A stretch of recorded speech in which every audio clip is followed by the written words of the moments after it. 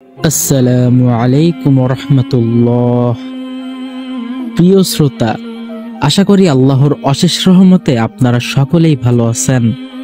আলহামদুলিল্লাহ, আমি আল্লাহর অশেষ রহমতে ভালো আছি। এখন আমি আপনাদের মাঝে যে গল্পটা শেয়ার করতে যাচ্ছি, এটা একটা বাস্তবসঙ্গত ঘটনা। এটি লিখেছেন নুসহাত তাসনিম।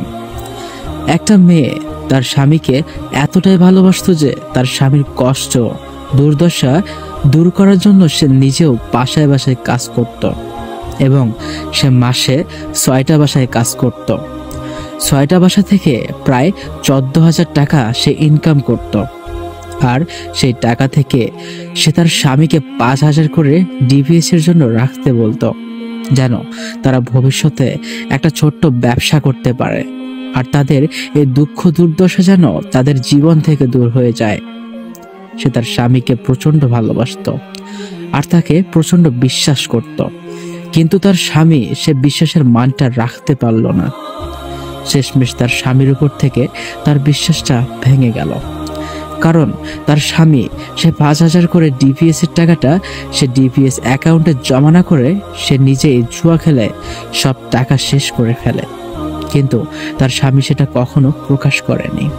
সে যখন জানতে পারে তার স্বামী তার সাথে প্রতারণা করলো, তখন তার অবস্থাটা ঠিক কেমন হতে পারে সেটা আপনারা বুঝতেই পারতেছেন।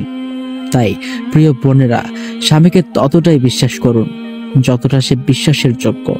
স্বামীকে সব দিয়ে উজাড় করে দেবেন না, নিজের জন্য কিছু রেখে দিন। আপনার কষ্টের পরিশ্রমটা আপনার স্বামীর হাতে তুলে দেন। শেষমেশ না জানি আপনিও এই বোনটার মতোই প্রতারণার শিকার হন। তাই সময় থাকতেই নিজেকে গুছিয়ে নিন। এতক্ষণ যে কথাগুলো বললাম সেটা ছিল ওই মেয়ের পক্ষ থেকে আমার ব্যক্তিগত মতামত। এখন আসল ঘটনা আপনাদেরকে শোনাবো। চলুন আর কথা না বাড়িয়ে আসল ঘটনাটা শুরু করা যাক। এই শহরে হাজারো মানুষের ভিড়ে কিছু মুখ থাকে যাদের গল্প কেউ শোনে না। কিছু স্বপ্ন থাকে যেগুলো আলোর মুখই দেখে না, কিন্তু তাদের জীবন যুদ্ধ থেমে থাকে না। এই গল্প আফরোজার মতো একজন নারীর, যিনি ভোরবেলায় অন্যের ঘর গুছিয়ে নিজেকে হারিয়ে ফেলেছেন। স্বপ্নের বদলে পেতে চেয়েছেন একটু সম্মান, একটু নিরাপত্তা। আফরোজার সংসার। নুসহাত তাসনিম। আফরোজা পেশায় গৃহকর্মী। ৬টা বাসায় নিয়মিত কাজ করেন। রান্না, বাসন, কাপড়, ঝাড়ু মোছা সবকিছু তিনি করেন নিপুণ হাতে। মাস শেষে পান প্রায় ১৪,০০০ টাকা। এই টাকায় তার পরিবারের রসদ। স্বামী জহির একটা ছোট দোকানে কাজ করেন, তবে সংসারের ভার যেন আফরোজার কাঁধেই।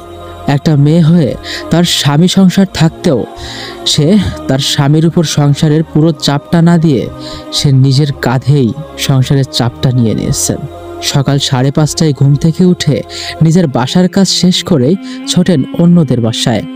সন্তান, সংসার, স্বপ্ন সব সামলে রেখে মাস শেষে ৫,০০০ টাকা তুলে দিতেন স্বামীর হাতে, যাতে সে ডিবিএস এ জমা রাখে। তার স্বপ্ন ছিল এসব কাজ ছেড়ে দিয়ে একদিন গ্রামে গিয়ে ছোট্ট একটা দোকান খুলবেন, একটু সম্মান নিয়ে বাঁচবেন। বোনটি কত স্বপ্ন গুনেছেন। এই ৫,০০০ টাকা করে জমিয়ে সে কত কিছু করবেন। না জানি তার ভাগ্যে আসলে সুখ জুটবে নাকি দুঃখ। চলুন গল্পটা পুরোটাই পড়ে জেনে নেওয়া যাক এই বোনটির জীবনে কি ঘটতে চলেছে। সেই স্বপ্নের জন্যই তিনি ১০ মাসের গর্ভে সন্তান নিয়েও একদিনের কাজ বাদ দেননি। ৩ মাস না যেতেই নবজাতক সন্তানকে কোলে নিয়ে আবার কাজে বের হয়ে পড়েছেন, কারণ জানেন তার সন্তানদের ভবিষ্যৎ তার হাতেই গড়া। দেখুন, একটি মেয়ে হয়ে তার স্বামী থাকতেও, মানে তার সন্তানের বাবা থাকতেও, সে তার সন্তানের বাবার হাতে সেই সন্তানদের ভবিষ্যৎ না রেখে সে নিজেই তার সন্তানের ভবিষ্যৎ গড়ার পথে হাঁটছেন। চলুন আবার শুরু করা যাক। ৫ বছর ধরে প্রতি মাসে নিয়ম করে টাকা দিয়েছেন জহিরকে। এখন সেই ডিপিএস এর মেয়াদ শেষের পথে। এক অন্ধকার রাতে স্বামীর বুকে মাথা রেখে স্বপ্ন বোনেন, কি ব্যবসা করবেন, কোথায় দোকান দেবেন, কত টাকা পাবেন, কিভাবে চলবে তাদের ভবিষ্যৎ। হ্যাঁ, বোনটা এই টাকা নিয়ে কত স্বপ্ন বুনেছেন। কত কিছু ভেবে রেখেছেন, আরো কত কিছু ভাবতেছেন, আল্লাহই ভালো জানে। কিন্তু তার শেষটা খুবই দুঃখ বিদারক। চলুন আবার শুরু করা যাক। জহির চুপ। আফরোজা অবাক হয়, ধাক্কা দিয়ে জিজ্ঞাসা করে, কি হলো, কিছু বলছো না কেন? জহির ধীরে ধীরে মুখ খোলে, গলায় কাঁপুনি, চোখে অপরাধ বোধ। আমি কিছুই জমাইনি, কোনো ডিপিএস নেই, সব টাকা খরচ হয়ে গেছে। এখন ভাবুন, সেই বোন আফরোজার মনের মধ্যে এখন কি যাচ্ছে, তার পরিস্থিতিটা এখন ঠিক কেমন হতে পারে আপনারাই অনুভব করুন। চলুন পরেরটা পড়ে নেওয়া যাক। আফরোজার দম বন্ধ হয়ে আসে, কান্না পায়, কিন্তু কান্না আসে না। এমনকি বাবার বাড়ি থেকে পাওয়া জমির টাকাটাও নেই, তাও জহির খেয়ে ফেলেছে। 4 মাসের ছোট্ট ছেলেটা হঠাৎ কেঁদে উঠে। আফরোজা তাকায়, কিন্তু যেন ছুতে পারছে না। তার হাত কাঁপে, বুকের ভেতরটা ফাঁকা লাগছে। এক সময় কোনো রকম কোলে নেয় শিশুটিকে। সারা রাত ঘুমোয়নি, কাঁদেনি, শুধু নিঃশব্দে ভাবতে থেকেছে সে আর কাকে বিশ্বাস করবে। সিজারের খরচও তাকেই দিতে হয়েছে। জহির কেবল অজুহাত তৈরি করে সান্ত্বনা দিতে চায়, কিন্তু জুয়া খেলে টাকা উড়িয়ে দিয়েছে এটা বলার সাহস পায় না। সকালের প্রথম আলোয় ছেলে মেয়েকে জড়িয়ে আফরোজা শুধু একটাই কথা বলে, এই সংসার আর করব না। এরপর গগন বিধারী এক চিৎকার। সেই চিৎকারে ছিল প্রতারণা, অপমান, ভাঙা স্বপ্ন আর নিঃশেষ হয়ে যাওয়া আশা। 13 বছরের সংসার ছেড়ে এক কাপড়ে বেরিয়ে আসে আফরোজা। একবারও পেছনে ফিরে তাকায় না। এই গল্পের শেষ এখানেই নয়। আফরোজা হয়তো ভেঙে পড়েছে, কিন্তু হার মানেনি। সে বেরিয়ে এসেছে অপমানের ঘর থেকে, শুধুমাত্র টিকে থাকার জন্য নয়, নিজেকে প্রমাণ করার জন্য।